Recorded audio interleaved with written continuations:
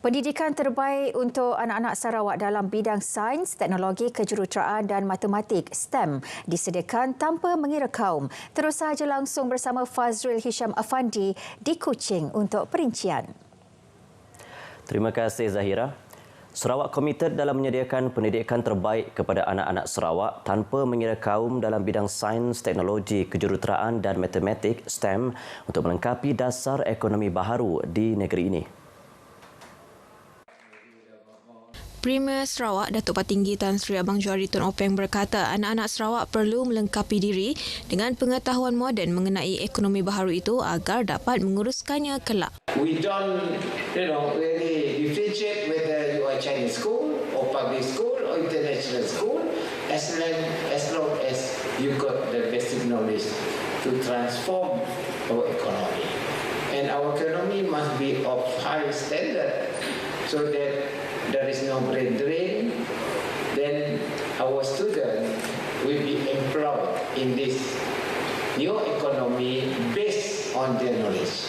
Katanya, adalah satu kerugian jika tenaga baharu berasaskan hidrogen tidak diurus dengan baik, memandangkan Sarawak berusaha menggantikan penggunaan bahan api fosil.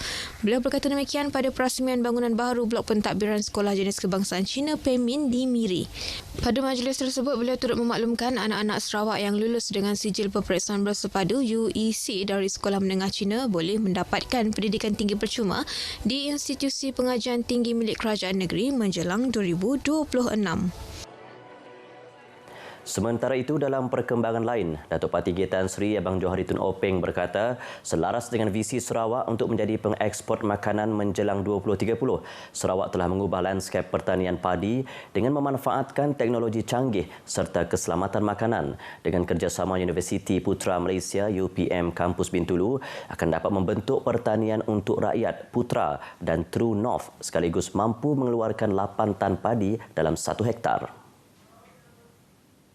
If your model in the book can produce 8 ton per hectare, you multiply that by 3,000 hectare. Multiply by the season, UPM promised me 24 months by season. That means our production of rice is there. I have calculated roughly 230,000 tons. Based on 5 seasons, 24 months, 8 tons per hectare. Kalau 240,000, Sarawak self-sufficient. Beliau berkata demikian pada majlis perasmian penutupan Kongres mengenai pertanian lestari dan keselamatan makanan di Bintulu. UPM telah melancarkan blueprint keterjaminan makanan UPM 2024 sebagai bahan rujukan dan panduan utama menangani isu-isu berkaitan prinsip-prinsip pertubuhan makanan dan pertanian untuk keselamatan makanan dan matlamat pembangunan mampan. Pada majlis yang sama, Premier turut menyaksikan majlis pertukaran MOU di antara UPM dengan Jabatan Pertanian Sarawak serta penyampaian kerjasama penyelidikan di antara Bintulu Port Holding Berhad dan UPM Kampus Bintulu. Kuartus perumahan baharu polis di Ibu Pejabat Polis Daerah IPD Lawas yang sudah diduduki namun tiada bekalan elektrik akan diberi perhatian. Timbalan Premier Dato' Amar Awang Tengah Ali Hassan berkata, tindakan segera telah diambil bagi memastikan kediaman anggota polis dilengkapi bekalan elektrik. Di apartmen tadi pun saya juga terkejut. Tak ada elektrisiti. Mereka sudah diam di sana dan tak ada elektrisiti. Jadi tadi saya telefon pihak ACB dan pihak ACB akan melihat perkara ini dan untuk memastikan bahawa mereka akan mendapat bekalan elektrik itu. Beliau juga mahu keperluan asas lain seperti kerusi dan katil turut disediakan bagi memastikan keselesaan anggota polis di Lawas. Datuk Amar Awang Tengah ditemui pemberita selepas melawat ke Ibu Pejabat Polis Daerah IPD Lawas. Dalam pada itu, Datuk Amar Awang Tengah berkata kerajaan akan mempercepat pembinaan semula 5 buah rumah yang ranap, termasuk membaiki sebuah rumah yang terjejas dalam kebakaran rumah di Kampung Pemukat, Kuala Lawas pada 23 Jun lalu. Hasil rundingan bersama, keluarga yang terjejas telah bersetuju membina semula rumah di tapak sama mengikut spesifikasi yang ditetapkan. Saya telah pun minta Jabatan Tanah dan Survey untuk membuat planning dari segi plot itu. Dan keduanya, saya juga telah pun minta dengan pegawai daerah untuk berunding dengan mereka yang terlibat dari segi reka bentuk rumah yang hendak kita buat ini. Ketiganya, saya pun dah bertanya kepada mereka untuk nak mempercepatkan pelaksanaan bina semula rumah yang terbakar ini. Setakat ini, beliau berjaya mengumpul dana berjumlah RM650,000 untuk membina semula rumah tersebut. Pada masa sama, beliau akan berusaha mendapatkan peruntukan daripada Jawatan Kuasa Pengurusan Bencana Negeri dan Kerajaan Persekutuan melalui Ahli Parlimen Lawas, Datuk Henry Sum Agong. Beliau ditemui pemberita semasa melawat lokasi kebakaran di Kampung Pemukat, Kuala Lawas. 6 stesen pengecas kenderaan elektrik EV sudah dan sedang dibina Kerajaan Sarawak menerusi Perbadanan Pembangunan Ekonomi Sarawak SEDC. Menurut Timbalan Menteri Perancangan Bandar, Pentadbiran Tanah dan Alam Sekitar, Datuk Len Talif Saleh, ia sebagai langkah mengurangkan penggunaan bahan bakar hidrokarbon seiring dengan hala tuju global menggalakkan penduduk menggunakan EV. Stesen yang sudah beroperasi ialah di Darul Hana Petrajaya Kuching dan Daro. Pembinaan turut melibatkan lokasi strategik di Pusak, Kapit, Sibu dan Miri bagi memudahkan pengguna EV. There will be a long-term plan for the whole of this centre to be set up all over the place so that it will be more convenient.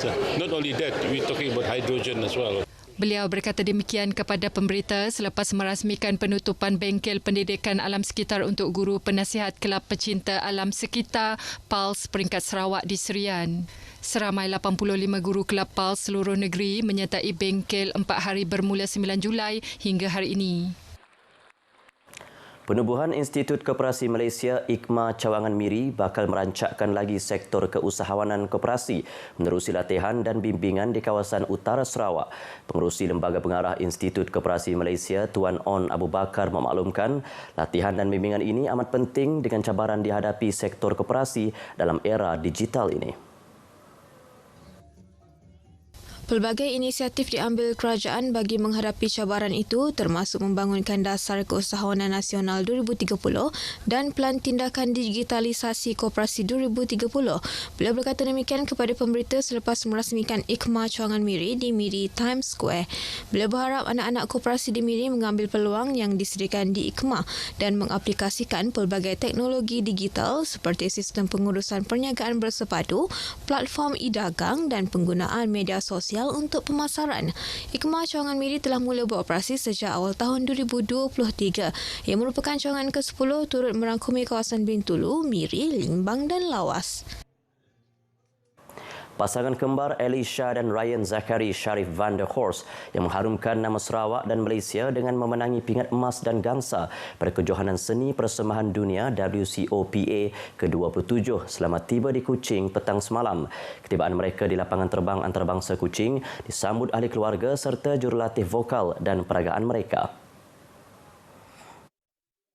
Alisha dan Ryan ketika ditemui pemberita berkata mereka sangat berbangga dapat mengharumkan nama negara dan teruja dengan kemenangan tersebut.